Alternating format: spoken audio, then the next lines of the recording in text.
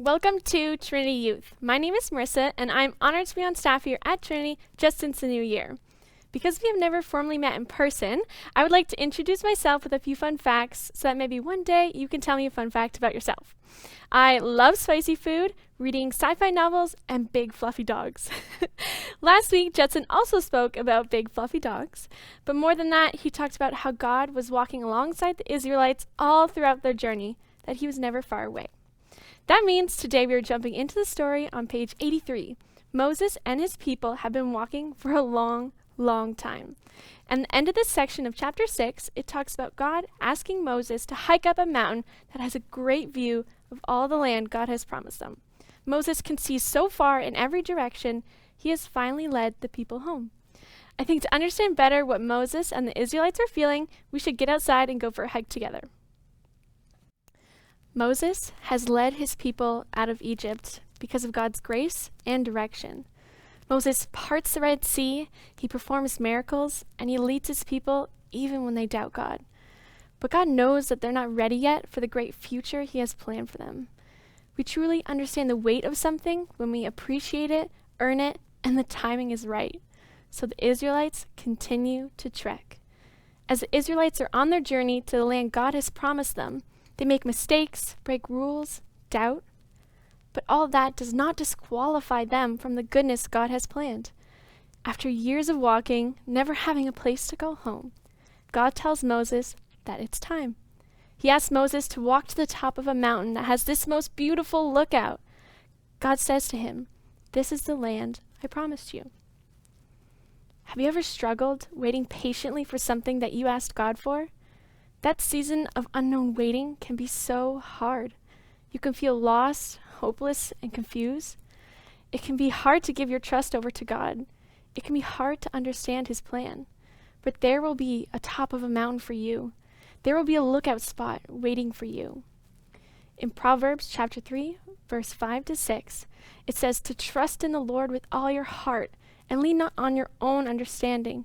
In all your ways, submit to him, and he will make your paths straight. It must have felt really great for Moses to stand on top of a mountain and look in every direction as far as his eyes can see, that one thing he was patiently waiting for. Moses trusted God and the plan that he had for him and his people. He waited patiently and prayed from the bottom of his heart. There are many things that we can learn from Moses, but his trust in God's plan is something I aspire to have in my own life. As some of you may know, I am from Ontario, and when I accepted this job offer, within 6 days, I packed up everything and started to drive. I drove all the way across Canada to Kelowna. I started driving even though I didn't even know yet where I would be staying when I got here. All I knew was that God had provided me with this incredible job that I prayed so long for, and he would also help me find a place too. Do you ever feel like you're wandering, not sure what step God wants you to take next? I can kind of relate to Moses and the Israelites.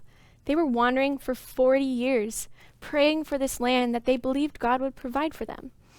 I only drove for 7 days, not quite the same as 40 years of walking, but the same purpose and belief was there, that God had an incredible plan for their lives, and he would provide a place to call home, a promised land. It feels wild that my own story can be so similar to a story in the Bible. But the more we look at stories in the Bible, the more we can see ourselves in those situations. We can see what God says to the people in those stories. We can see what he's also telling us. For me, God had given me this incredible job and found me a great apartment too. For the Israelites, they had made it to the land that God had promised them.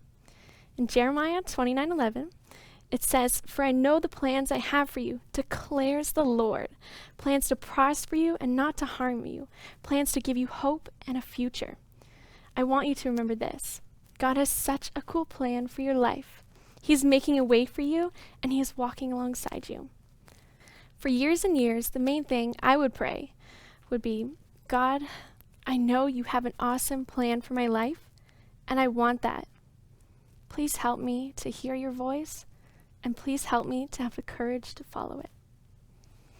Just as God had a great plan for the Israelites, he also has a great plan for you.